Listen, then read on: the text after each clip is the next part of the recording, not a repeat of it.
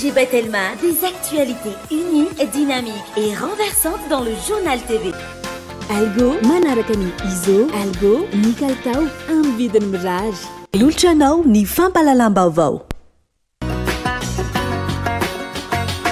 Ina, plus raffiné que jamais. Ita, huilerie industrielle de Tamata, hisatra amin'ny telo sy roa arivo. Ilolotranao ny fampalalam-baovao.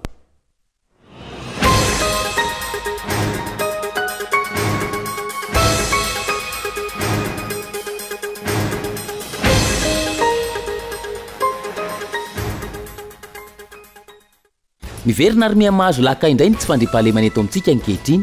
Miandrandra vahaolana maharitra manoloana izany ny mponina fa tsy hanina fotsiny amin'ireo fepetra vonjy-tavanandro avy amin'ny mpitondra. Fiara miisa 720 amin'ireo fiara miisa 520 amin'ny zato voagetsa eo anivon'ny RAI na ny agence de recouvrement des avoirs illicites tamin'izao fotoana ary arotsaka ao anaty kitapom-bola-panjakana ny vola azo amin'izany raha ny fanazavana. Nogazana noho ny kolikoly, ny fanodikodinam-bola-panjakana sy ny famotsiam-bola ihany koa ireo fiara ireo. Misy raika amby 700 ihany koa ireo compte bancaire efa voakejany RAI tao anatin'ny herintaona raha ny tatitra androany. Tsy mbola hainoana fehatra amin'izao ny eo anivon'ny antenimieram-pirenena ny mahakasika ny LFR na ny loi de finances rectificative amin'ny ity taona ity. Ny fivoahan'ny LFR izay andrasan'ny maro indrindra fa ny fikitihana sy ny fanitsiana ny vola natokana hiatrena ny fifidianana filoham-pirenena. Famitana ireo tantsapam-bola lavanilina amin'ny distrika Anambanja ny filazana famerana ny vidin'ny lavanilina maitso ho 5,7 alina raha ny fitarainana nataon'ireo tantsapam-bola. Ny ray kilao amin'ny lavanilina maitso izay amidy amin'ny sarany 5,000 ariary toy na vidina haricot amin'izao fotoana raha ny fanazavana. Any ivelany manodidina ny 8,200 ireo namoyny ainy raha misy 700 hafa naratra. Vokatry ny fifandonana lamasinina mpitondra mpandeha misy 3 tao antsinanan'ny Inde omaly ariva raha ny nambarany tompona ndraikitra any an-toerana. Losa-pifamoivoizana an-dalamby izay isan'ny natsiravina indrindra tao Inde tao anatin'ny 20 taona. Ny andinindin'ireo avy hatrany ary.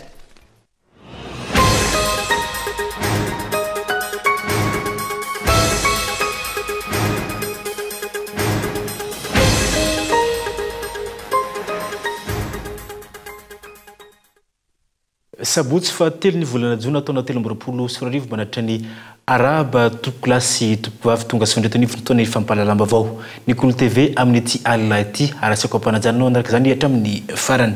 Ny anomboantsika izany miverina mihamazovana indray ny tsy fandriam-pahalemana eto amintsika amin'izao fotoana izao. Na eto Antananarivo renivohitra izany na amin'ny faritra maro samihafa.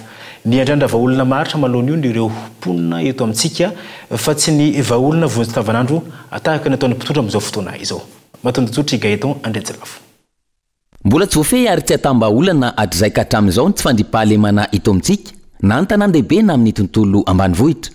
Raha tsy hivina ny fiandohan'ny taona 2024 rehefa ny anafana ary ny anahazovahana tahaka izao ankehitriny izao ny tsy fandriam-pahalemana teto amintsika nandray fanapahakevitra ny Prime Ministre lehibe ny gouvernemanta ary nilaza fa tsy maintsy averina ny fampiarana ireo fepetra ahafahana mampiena ny asan-jolahy sy ny fanafihana. Tamin'izany fotoana nidina ifotony na atoandro na alina ireo tompona andraiki-panjakana ambony voakasika amin'ny vantana sy ny Prime Ministre lehibe ny gouvernemanta nanara-maso sy nanamafy ny fampiarana ireo fepetra noraisiny. Tamin'izany fotoana ihany koa ankoatra ny fanidina bara voarafitra tao anatin'ny fepetra takina hiadina amin'ny tsy fandriam-pahalemana ny fitondrana kara-panondro rehefa mody alina, ny tsy fahafana mivezivezy lavitra ny toeram-ponenana ary indrindra ny fanajana ny fahanginana sy ny fanajana ny hafa. Aiza ho aiza ireo fepetra ireo ankehitriny sa vonjy-tavanandro ihany tamin'izany fotoana. Raha ny hita, maro ny fitaraina nataon'ny mponina amin'ny asa ratsy sy ny fanafiana mahazo azy ireo any anaty tambazotra an-tserasera. Voatafika ny atsy, nisy nandroba ny aroa, naratra noho ny sito-mahery ny sasany, voatsatokantsy, voavely azo sy ny maro hafa. Tsy misy faritra azo atokisana intsony raha ny eto Antananarivo renivohitra manokana, indrindra rehefa ariva ny andro ka ampiny ny fahatam-panjiro. Aiza ny fepetra raisin'ny mpitondra manoloana izany? Iroso amin'ny fankalazana ny 720 taona ny verenan'ny fahaleovan-teny sika izao. Izany hoe iroso amin'ny 720 taona ny foloalinda ihany koa. Resana sy voizina mandritra izany ny fanandratana avo ny ampom-pirenena sy ny fitavatanin-drazana, ny firaisampo sy ny firaisan-kina eo amin'ny samy malagasy sy ny maro hafa.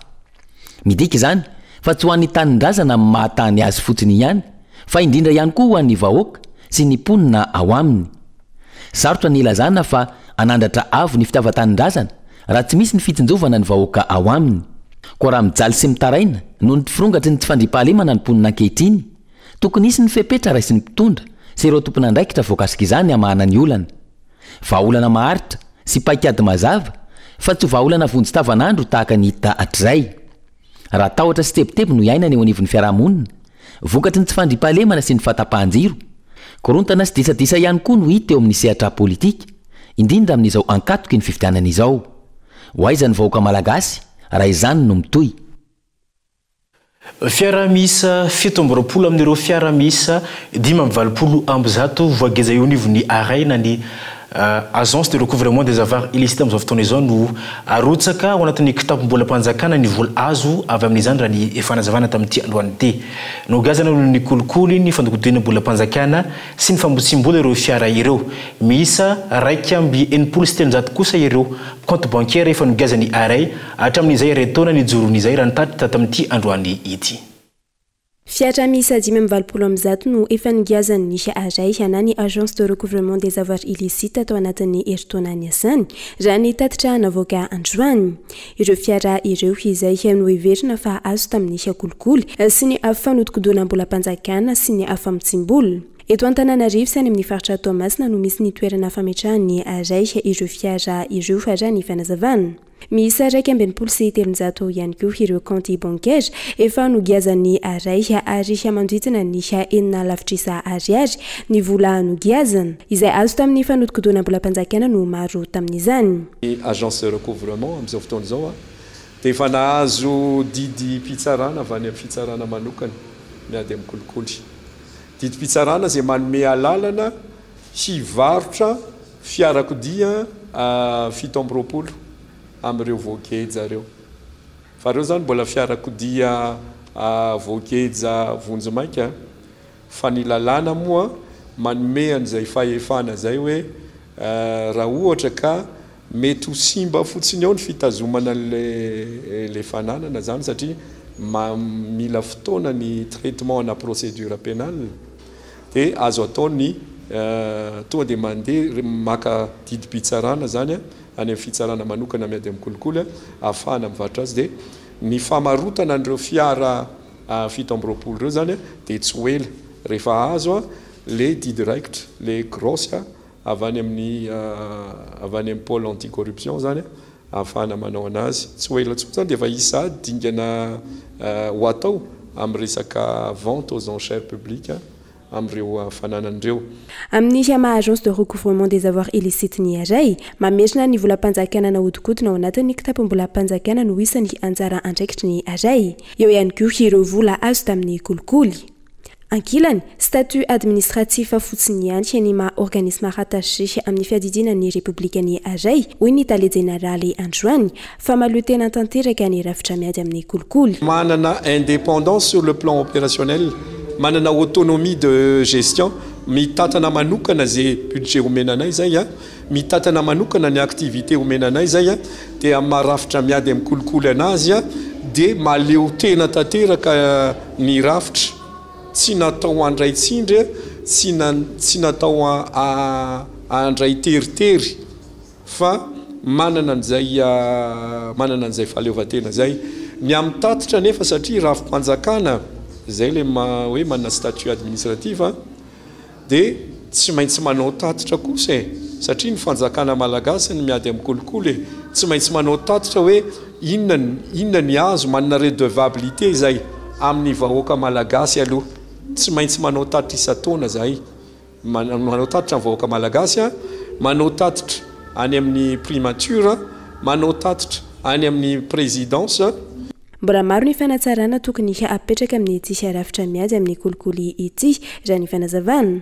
Isan'ny fangatahan'ireo mpizaha nanatrika ny tatitra natao androany ny tokony andraisany ity rafitra ety ihany koa ny fanatanterahana ny didy pitsarana eny amin'ny fitsarana tsotra. Antony 420 ny didy pitsarana no tsy misy ampanatanteraka eo amin'ny fitsarana. Hita eny amin'ny fitsarana tsotra ihany koa hoy ireo mpizara ny endrika fahazahoana vola tsy ara-dalàna. mitaky ny fampiarana ny lalàna araka ny tokony ho izy sy ny fanatsarany fampiasam-bola eto Madagasikara raha nambarandreo mpailalàna nanaovana fanadina tamin'ity androany ity i Madagasikara izay isan'ny firenena manana lalàna maro sady tsara eo amin'ny lafin'izany saingy tsy miatra araka ny tokony ho izy raha nambaran'izy ireo hatrany. Manana lalàna betsaka isika eto Madagasikara saingy tsy miatra araka ny tokony ho izy na tsy ampiarina akory ny akamaroan'izy ireo. Tsy misy dikany ihany koa ny lalàna raha tsy misy ny didy fampiarana azy. Isan'izany ny volavolan lalàna mikasika ny fampiasam-bola eto Madagasikara. Mahavelom-bola io lalàna io raha ny fanazavana noho izy mametraka ny fitoviana eo amin'ny mpampiasa vola vahiny sy ireo mpampiasa vola eto an-toerana. Tsy misy intony ihany koa amin'io lalàna io ny fanomezana tombon-dany ho an'ireo mpampiasa vola fa ny lalàna no mametraka azy. Ankoatr'izay, no afoezina ny clause de stabilité apetraky ny fanjakana ary tsy maintsy misy obligation takina amin'ny mpampiasa vola. Ohatra amin'izany ny fananganana fotodrafitrasa sy ny fanaovana asa sosialy ho an'ny mponina eny fotony. Andrasana araka izany ny didy fampiarana ilay lalàna mikasika ny fampiasam-bola. Io le problème na hoe effectivité de la loi dia tsy misy dikany mihitsy ny lalàna, tsy misy dikany lalàna. Ka ny fanantenana dia ny hoe une loi d'investissement zay vaovao amintsika io dia tonga dia isy décret d'application eken'ny olona dia ampiarina dia miantra tahaka ny code minier zay mbola misy clarification be mihitsy amin'ny décret d'application. Fa io problème na lalàna apetraka manana lalàna tsara tarehy be dia betsika eto Madagasikara ary anisan'ny firenena manana lalàna tsara théorique zany hoe ambony latabatra dia hoe manja be le lalàna Madagasikara ka rehefa raha tsy ampiarina aloha izy dia tsisy dikany fa dia indraindray moa dia bailleur de fonds manesika hoe ataovy io zavatra io dia natao nefa tsy hitakory zay tena valina rehefa veo. Isan'ny olana eto amintsika ireo tetikasa goavana amin'ny fampiasam-bola. Tsy ampy raha ny fanazavana ny vola hoentintsika malagasy anao ny investissement. Dikan'izay tsy maintsy miantso ireo mpamatsy vola vahiny isika ameno ireo zavatra tsy ananantsika amenonina ireo fotodrafitrasa. Aiza moa no ananantsika ny projet téléphérique io 200 millions de dollars. Aiza moa no atantsika 700 millions de dollars à 1 milliard de dollars projet saofi tsy manana an'izany tsika. Dia tsy maintsy zany le mpamatsy vola no fameno amintsika dia manao ny atao hoe contrat partenariat PPP afahana privé public afahana manao an'le projet zany. Dia zay zany tsy azo adino hoe marina fa mety arary ny fiandrianam-pirenena malagasy kanefa tsy maintsy manana atao hoe réal politique izy hoe rehefa tsy ampy ny ety manana ohatrany amin'ny tokantrano any dia mindrana vola any amin'ny banky dia zay ny afahana manao an'le projet. Na izany azy tokony hazava ny fifanarahana sy ny lalàna mipetraka ary ampiarina araka ny tokony ho izy ireo lalàna ireo. Tsy aivina taoriny nalany azy teny amin'ny anteny meram-pirenena nolanin'ireo olon'ny Madagasikara tsy nasiam-panitsiana ihany koa ilay volavolan-dalàna mikasika ny fampiasam-bola eto Madagasikara ny 20 Mey lasa teo. Volavolan-dalàna natao amporosihana ireo mpampiasa vola vahiny sy ireo mpampiasa vola eto an-toerana iantsehatra amin'ny fampiasam-bola eto Madagasikara. Eny Tsimbazaza tsy mbola nainona feotra amin'izao fotoana izao ny mahakasika ny LFR na ny loi de finances rectificative enivon'ity andram-panjakana mpanao lalàna ity. Ny fivoahan'ny LFR zany isan'ny andrasany maro amin'izao fotoana izao indrindra fa mahakasika ny fanitsiana ny teti-bola natokony ho an'ny fifidianana ho an'ity telo am-potoana ambinifolo sy roa arivo ity. Isan'ireo lahadinika lehibe sy antom-pisiany fotoam-pivoriana ara-potoana voalohany eny anivon'ny anteny miram-pirenena ny fandinihana ny mahakasika ny LFR na ny teti-bola mpanjakana asim-pantsina. Mandrakandroany sy mbola arenesampeo ny amin'izany raha toka efa 20 andro eo ho tapitra sady ity fotoam-pivoriana eny Tsimbazaza ity. Tsy mbola tafiditra ao anatin'ny volavolam-pandaharam-potoana ao anatin'ny 2 herinandro manaraka izany hoy ireo soloam-bahoaka. Malinomaly no nivoaka ny fandaharam-potoana mandritry ny tapabolana eo indray ety anivon'ny anteny miram-pirenena izay marihana amintsika vahoaka malagasy fa tsy mbola ahitana makely akory ary mahakasika an'izany antsoina hoe teti-bola mpanjakana asy-pantsiana zany. Eto zany dia izahay samy solombavam-bahoaka raha mametra-panontaniana hoe mipetraka ny tsy fanarahan-dalàna ho an'ity fitondrana ity ary mazava ihany koa amin'izao fotoana izao fa tsy manana finiavana ny kitika ny teti-bola mpanjakana fa ny fitondram-panjakana matoa hatramin'izao dia tsy mbola refeo ety anivony anteny miara-pirenena no mahakasika an'izay resaka teti-bola mpanjakana asimpatsina izay iray amin'ireo teboka lehibe andrasana ao anatin'ny LFR ny fanitsina ny vola natokana hanatanterana ny fifidianana izay ipetrahany ayainy maro amin'izao fotoana izao nanamafy ireo solombavam-boaka fa raha ahena fotsiny ny vola izay natokana ho an'ny fiadidinany repoblika izay manana teti-bola miompampana amin'izao fotoana izao ka hafindra hanatanterana ny fifidianana azo antoka fa avita fifidianana amin'ity taona ity sika eto Madagasikara mitaky finiavana avy mitondra izany raha ny fanazavany solombavam-boaka hatrany raha tena manam-pahavononana hiatrika fifidianana izao fitondram-panjakana izao dia tsy maintsy mikaroka ny fomba rehetra ahafahana mameno andro vola tabiavina eo anivon'ny senia hiatrehana an'izany fifidianana izany fantatsika fa raha ny teti-bola nisy teo aloha dia tsy ampy eo amin'ny 100 milliards d'ariary eo ny vola entin'ny senia hiatrika ny fifidianana amiko manokana dia fantatra mazava ny hoe miopampana ny teti-bola efa atokana ny eo anivon'ny fiadidinan'ny repoblika ka azo atao tsara amin'izao fivoriana ara-potoana ny solombavam-bahoaka izao no manao ny fanitsiana ny teti-bola raha tena manana fahavononana fitondram-panjakana ka azo atao ny manala ny teti-bola atokana ho an'ny fiadidinan'ny repoblika ho atokana ho an'ny fiatrehana ny fifidianana raha tena hitsinjo an'izay hoe tombontsoa ho an'ny vahoaka malagasy zay ankoatra io fanitsiana ny teti-bola-mpanjakana io andrasan'ny rehetra reny koa amin'izao fotoana izao ny didi-mpanjakana izay avoaka ny gouvernement momba ny tolo-kevitra ny seni amin'ireo daty hanatanterana ny fifidianana filoam-pirenena fihodinana voalohany sy ny fihodinana faharoa tsy mitondra makaiza ary mampedikizo ny fiainam-bahoaka ny fametrahany tetezamety eto amintsika raha nambarany mpikambana teo anivony CFM teo aloha Gérard Mamampiona Androany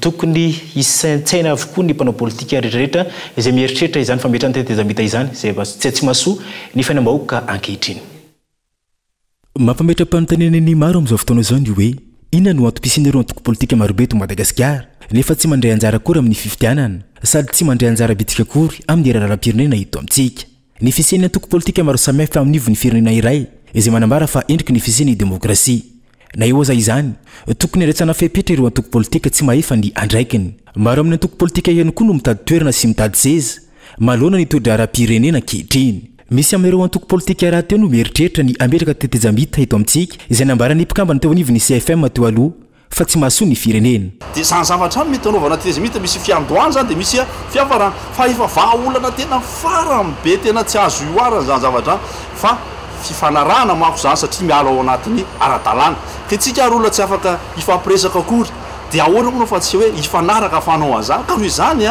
dia mbola miverina foana ako hoe ny raha zany hoe tetezamita zany manko sady manimba endrika amin'ny firenena zany eo maso zao tontolo zao sy ny rehetrarehetra fa ihany koa efa hitantsika ny zavatra efa nisy dia atao firenentsika hoe tetezamita zany mbola inona no akon'izany na ara-toekarena na ara-sosialy na ara-politika dia anjaratsika olon-kendry mpanao politika manam-panahy ray amandreny tokony mahalala tsara izay tena mahasoa ny firenena mampilamina mampitony mba hahafahan'ny vahoaka hiditra ao anaty fifidianana ary mba hoe mitony vahoaka fa tsy hoe hoavy fifidianana dia savorovoro tsy misy farantsony dia manjary manimba ny fiainan'ny olombelona ny vahoaka ny fanaovana politika raha ohatrao foana no anaovantsika anazy tsy aivina fa mbola banga ny toeran'ny CFM amin'izao fotoana izao ary tsy mbola re ihany koa ny fifidianana izay mpikambana vaovao miandrandra fomba fanaovana politika tsy tahaka ny zava-misy teo aloha araka izany vahoaka malagasy amin'izao fotoana izao mba hanatsarana ny fari-piainany misa zaty ireo olona anaovana ny fanalana ny fifaobe teny amin'ny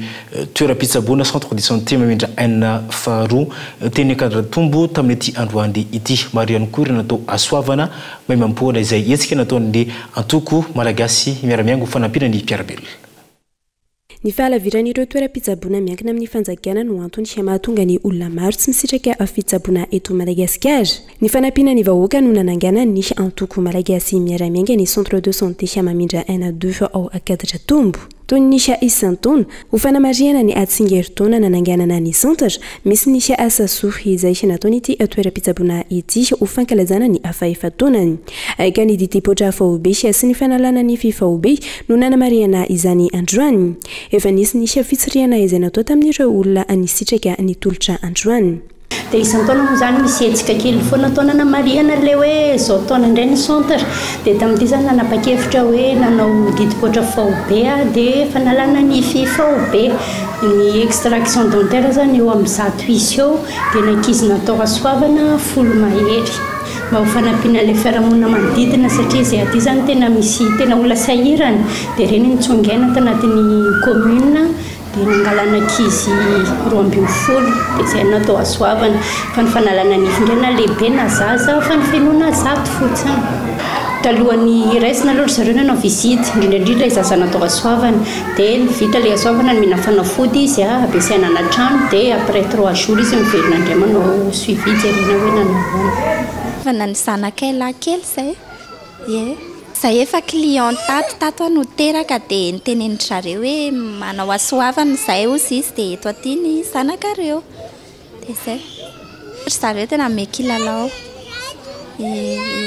sotra betsaka ny CM Kadindratompo zany ny fitsinjovana ireo vahoaka sahirana no isan'ny antony voalohany sy nananganana ny toeram-pitsabonana ny tena mampiavaka ny centre zany tena izay indrindra mitsinjovana hoe le tena sahirana satria ny sasany arana mandeha amin'ny CSB2 mbola misy frais makany alasora dia efa tsy aran'izay mba le manodidina eto zany mba vita ditongotra dia izay ny tena nanokafana ny centre sady eto manodidina eto koa moa tsy dia betsaka ny centre de santé misy ana tsy ambadika kely atsy fa ohatran'ny klinika kely izay fa ny azy zany na ny fanafody na ny consultation ny soin ny acte rehetrarehetra tena niezana natao marary dia marary ny fanafody moa miezaka izay mangataka danse ny tarina dia mba hanampiana an'ilay olona nadritra nisy afandalovany aflohany antoko malagasy miaramiainga no nitsidiana ny toeram-pitsaboana ary nijerena ihany koa fa ireo fitaovana sy izay tsy mbola ampy ao amin'ny tsisy toeram-pitsaboana itsy hanampiana ny vahoaka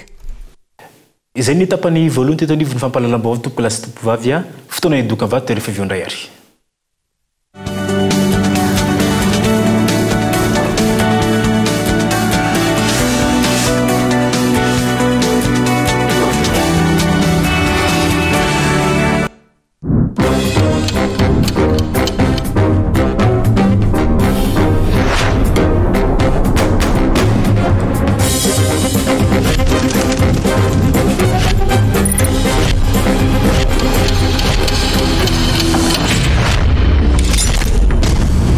Balik om 40+ manomboka amin'ny 700 monja isan'andro mandra-pahefanao ny vidiny manontolo. Fa inona ny mbola mavarinanareo ao? Isakafo amin'izay? Mbalik mamiratra no aviko. Ina dia vita amin'ny soja voafantina mba hampatsiro ireo karazan-tsakafo karakarainao. Ny menaka Ina dia ahitana oméga 3 sy oméga 6 ary ara-pahasalamana no notrikaina entin'ny soja. Ina ilay menaka manome tsirony nandronao isan'andro.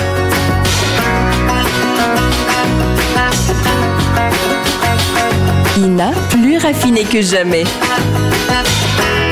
Ita huilerie industrielle de Tamata misatra amin'ny telo sy roa arivo.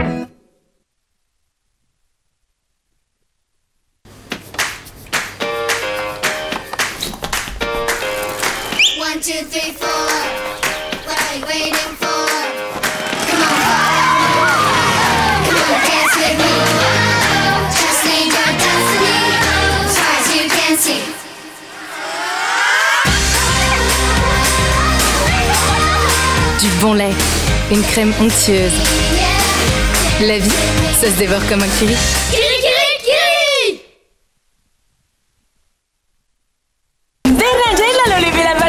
Andao ilalao fa loka maro no zarainy ampitomboiny vitanao fa mety azahoana ahatra amin'ny fiarakodia fiarakodia tsotra ny fomba fandraisana anjara manangona étiquette triangle à la vache qui rit enina misy sary personnage Disney samihafa apetao amin'ny taratasy fotsy misy anarana ny adresse ny CIN ary numéro téléphone anao ataova anaty valopy aratero mivatana any amin'ny somadis tsara lalàna na alefaso amin'ny boîte postale à 590 ny fisariana dia atao amin'ny alarbi fito jona amin'ny roa ora ao amin'ny somadis tsara lalàna la vache qui rit parce que c'est bon de rire.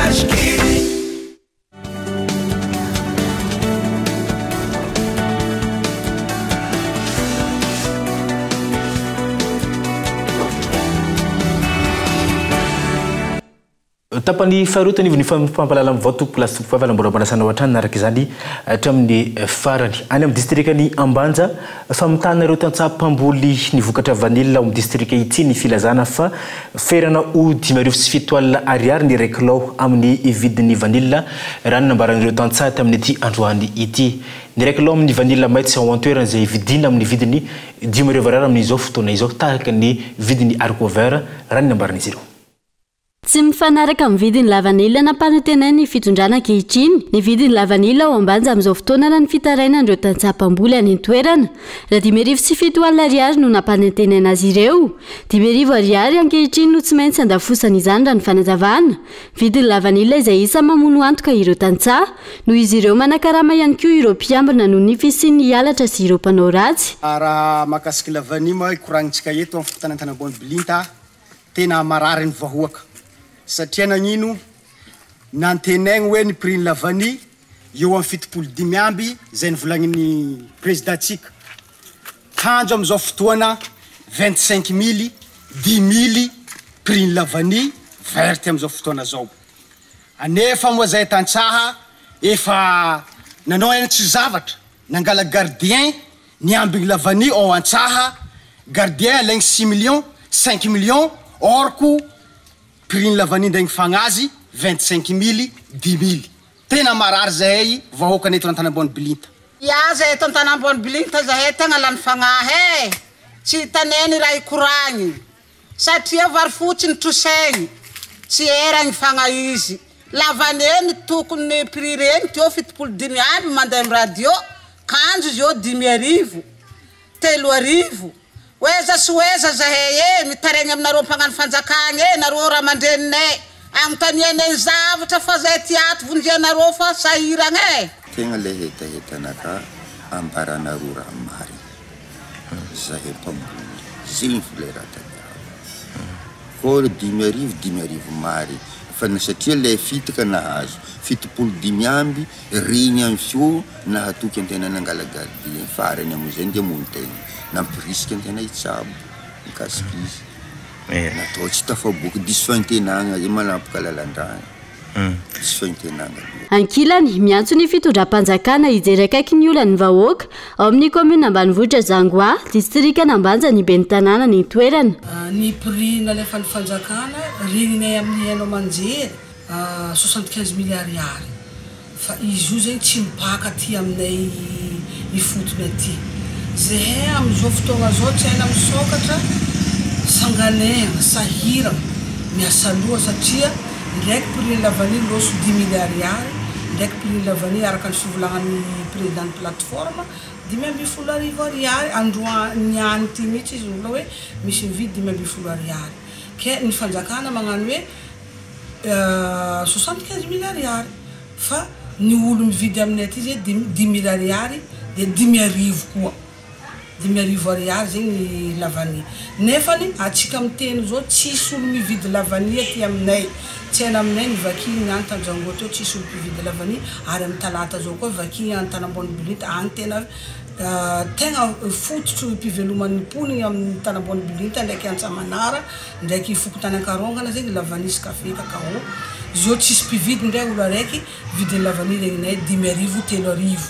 Zahay zegny mangataka amin'ny fanjakana mba ho jerena akaiky ary jerena malaky fa maty ny vahoaka satria bokany trosa zegny varino any rehetra mois de février zahay fa magnano gardien lavani agnaty ala agny rô misy gardien izy io ary misy tegna tompony koa miamby sady mitrosa vary amin'ny olo hafa andesiny miamby izy io jusqu'à andra fotazagna izy bokany trosa satria tsy voahefa volan'ny gardien ary tsy voahefa koa trosa varona legny nandesiny nagnano gardien zo agnaty ala agny ke mitodika amin'ny fanjakana zahay mba zahagna malakilaky fa maty ny vahoaka. Ankoatra ny volo-kafe sy kakao, isan'ny fotom-piveloman'ny mponina ao ambanja ihany koa ny fambolena lavanille.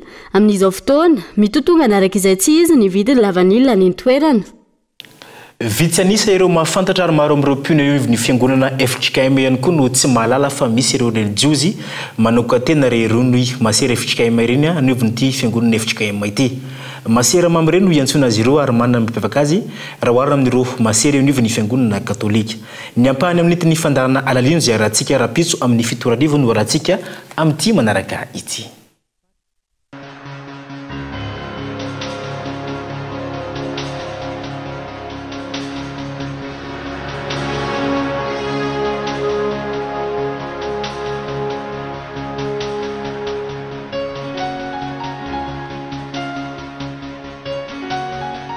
tany ampiandohany nantsoina hoe fazana ny fanolokolona ny antso hoan'ny zatovovavy ireo vehivavy manoka antena teo anivo ny fiangonana FJKM na ny fiangonana Jesosy Kristy eto Madagasikara.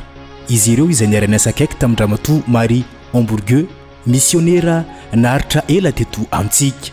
Taorian'izay ny taona 1970 no nandraisan'ny mpiandraikitra foibe teo anivo ny fiangonana FJKM ny fiaramiana ambavaka mamre ho endrika anehoan'ny fiangonana ny fanompoan'ny vehivavy malokan-tena ho an'ny tompo. Fa nanomboka tamin'ny 1970 kosa ny synode faraka ambin'ny folo, synode FJKM faraka ambin'ny folo no nanaiky fa nekeny zany hoe ny fisin'ny masera protestante FJKM ao aminy. Nanomboka tamin'izay zany dia niova lay fanolokolona ny antso ho an'ny zatovovavy na ny faza. Dia tamin'io zany mbola zay faza zay ihany nentinay fa nandeha indray ny fotoana dia nisy ny fanokanana voalohany tamin'ny 3:77 dia teo zany no nandraisana ny anarana hoe Mamre FJKM.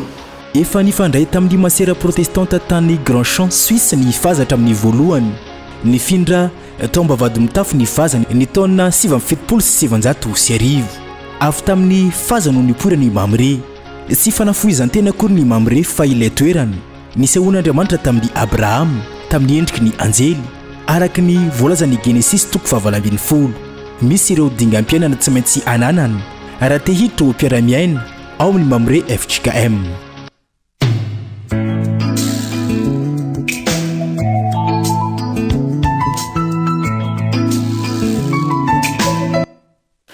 Rapidso amin'ny fitorariva araka izany ny fandarana alalino eto amin'ny fahitalavitra Kolo konasananao izany makasika ireo masera Mamre eo anivo ny fiangonana FJKM. Fa ho antontolo ny fanabeazana trany ametraka ivitoerana iray lehibe ao Andakana afa manabe sy mitaiza ireo tanora ny antiliny Madagasikara. Io ivitoerana io izay isan'ny tsangabato lehibe mandritra izao fankalazana ny fahazato taona amin'ny taona 2024 ity. Ety Andakana distrika Nambotra Atrimo no misy ny tanin'ny antiliny Madagasikara izay efa azo ny fikambanana hatriny ela raha ny tantara. Monsieur Rigaud zay mirahalahy izy Côte de France dia niasa taty dia mety natadidinareo hoe 7 prix zay tao Antananarivo zay magazay io mpanao fanaka dia tia namboleny hazo ty dia tia nataony nangalany hazo nanaovany fanaka. Dia zay misy amintsika ary angamba efa niasa tao amin'ny 7 prix fa sy diso ila anisany tao dia lasy ireo vazaha reo dia amin'ny masokoto azy dia nomeny any antily malagasy ty.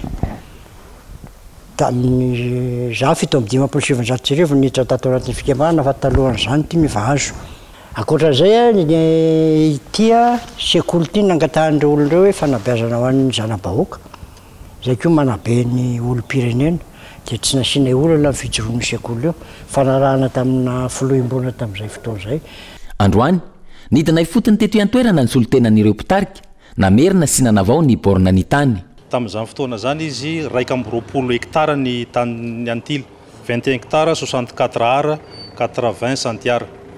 Dia taty afara tsy fantatro hoe inona ny zava-nisy teo ampovoana teo dia lasa 16 hektara no azo sy 14 ara 41 centiara.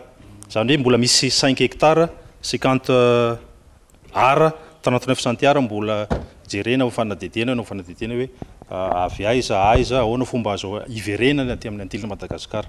Eto amin'ity toerana ity araka izany no ananganana ireo fotodrafitrasa lehibe ahafana manabe sy mitaiza ireo tanora malagasy na eo anivon'ny antily na tsy.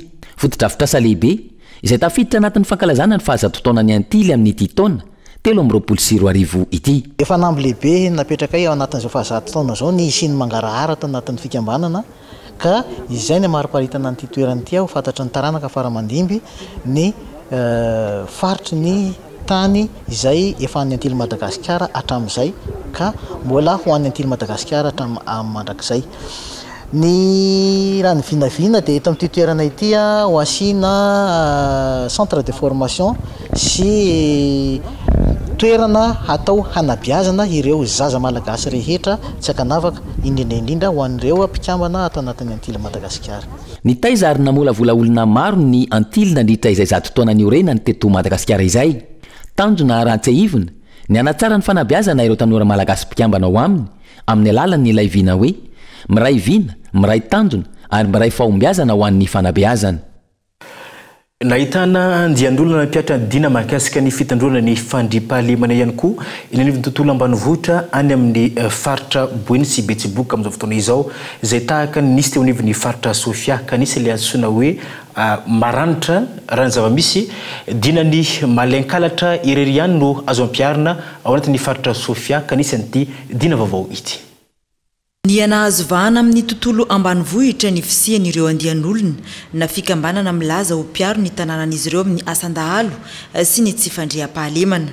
Akoatry ny zazafotsy izay nafampana tao amin'ny faritra Boeny, ny voromahery tao amin'ny faritra Betsiboka dia misy an'izany antsoina hoe maranitra izany ihany koa ao amin'ny faritra Sofia ary misy ny efa lasibatra tamin'ny fioaram-pefin'ireo maranitra. Malahelo amin'izay marangitra izay ny tenako satria zaho efa nipetraka tambasimaty teto. Mbola tsary nagnandraha tsy nanjary teto. Niany amin'izay marangitry folohan'ny marangitry anaovana kontrao mandeha agny ndesy ndeha tambozigny anahy. Tsy takatra ta zaho rideau mesy beo anapitapahana rideau akela le jiaby tapitapahana meso.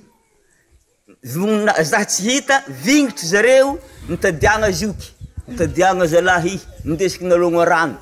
Zialy zany ny ampikomandy. Nda miditra raiky mandeha tahezany zalahy. Tia. Ako mba tsy mosa anaro? Midira ko raiky. Andrano amin'ny voatady ijo tombo. Vadika tadiana. Vinantiko bikibo samboriny. Zanako jiaby ny pariaka mandritany vevy mitaiza mandry agnalandraha. Vokatra zay marangitra zay. Ny dinan'ny malainkalatra irery ihany araiky ny loharano vaovao no any manan-kery sy azo ampiarina ao amin'ny faritra Sofia ka nisy ny fidinana ifotony nataon'ny mpitandro ny filaminana atao Ambohimarina Ambalafaminty niaonana tamin'ireo fokon'olona tao an-toerana.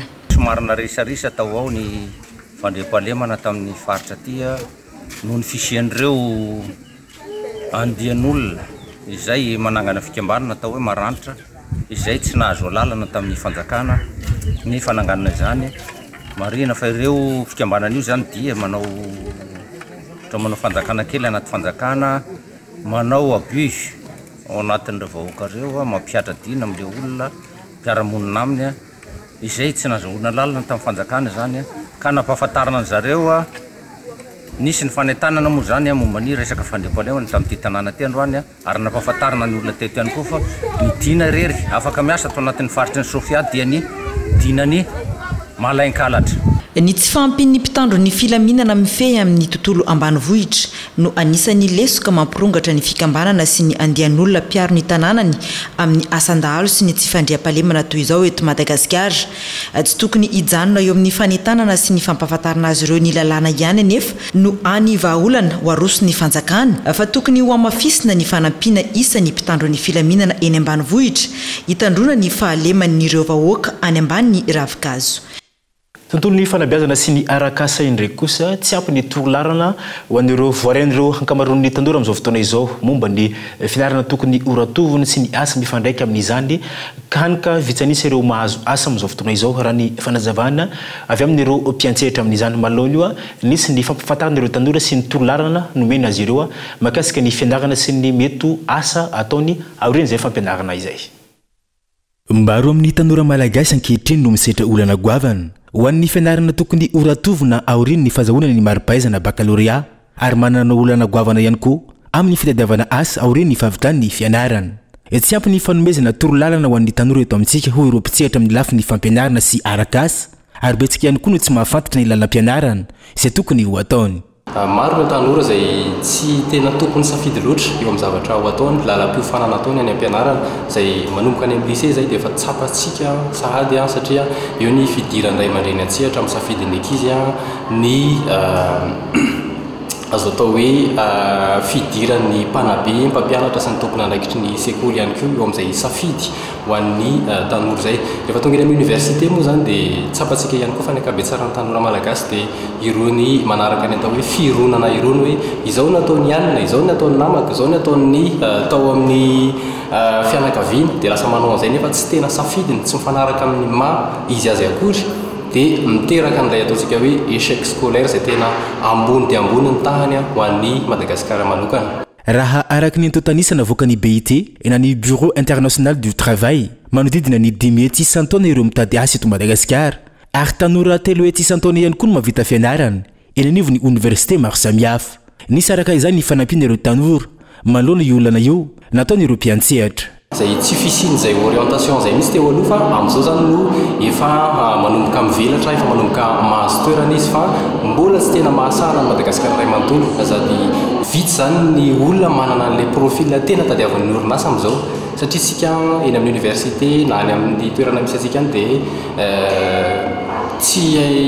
tsy mbola tena mamaly an'ilay filana tadiavan'ny orinasa amin'izao ny zavatra ananan'ny mpianatra dia izay no ezahana avoaka avohitra ary asongadina indrindra amin'izao fotoana izao zany. Misy ireo karazana torohevitra sy torolalana ataon'ireo COP na ny conseiller d'orientation professionnelle dia izy ireny manoro hoe raha ohatra zao ny mombamombanao ny personnalité anao dia efa manome karazana varavarana misokatra sady zany izy hoe izao zany no asa mifanaraka amin'izany na izao ny zavatra tsy azon'izany atao tsy afaka ataony dia mifameno amin'izay ny karazana lohahevitra omen'ireo solontenan'orinasa izay mianime table ronde sy conférence thématique. Tao anatin'ny 2 andro no nanatanterahana ny hetsika torolalana ho an'ny tanora eo amin'ny setry ny fianarana sy ny setry ny asa teny Ambatoroko izay no karakarain'ny Sésame sy ireo orinasa maro samihafa eto amintsika. Ho an'ny maresaka iraisam-pirenena manodidina ny 920 eo namon'ny aina raha misa 700 hafa kosa naratra mafy vokatry ny fifandon'ny lamasinina mpitondra mpandeha misa 3 tao antsinanany Inde ho Mali raha ny nambaran'ny tompona andraikitra ao antoera. Le bilan humain ne cesse de s'alourdir. Tsy mitsaha-mitombo amin'izao fotoana nisandreo tradoza nandritra ny fifandonana lamasinina mpitondra mpandeha sy mpitatitr'entana miisa 3 tao Odisha, firenena iray ao antsinanan'ny Inde ho Mali arivo. Lozam-pifamoivoizana an-dalamby voasokajy ho isan'ny natsiravana indrindra tao anatin'ny 20 taona tao Inde. Mbola mitohatra amin'izao ny fikarohan'ireo mpamonjy voina miisa 200 ireo olona ntenena mbola velona no any. Raha nitatitra ny tompona andraikitry ny zotra an-dalamby any toerana, tsy avitra avokoa ny ankamaroany iainy ireo mpandeha tao anatin'ny lamasinina ny fandona. Anjatony kosa ny naratra ka voatery nahiditra sampana vonjy-aina tamin'ireo hopitaly miankina sy tsy miankina ny toerana. Manoloan'izany, ny antsony isian'ny fivoriana vonjy-maika avy hatrany ny Prime Ministra Indiana Narendra Modi raha nampanantenany amoaka ny marina sy anadiady momba ny aviany loza kosa ny ministry ny fitaterana an-dalamby. Efa nisy lozam-pifamoivoizana an-dalamby nahafaty olona maro tahaka izao tao Inde teo aloha ny taona 2012 ohatra, misa 80 ireo namono ainy ary 90 kosa ny naratra mafy. Tsy ivana, lamasinina avokoa no zotra fampiasany ankamaroany ireo teratany indiana, misa 13 tapitrisa amin'ny andavanandro raha nitatitra ny tompona andraikitry ny zotra an-dalamby indiana. Le train, un mode de transport utilisé par 13 millions d'Indiens chaque jour selon les chemins de fer indiens. Iftoan'ny fampalalama vao tamin'izao alina izao tompolasy tompovavy dia isaona ny mpanajana ao naraka izany hatra amin'ny fara metraka ny veloma mandrapitafa ao amin'ny manaraka ilay tompolasy tompovavy.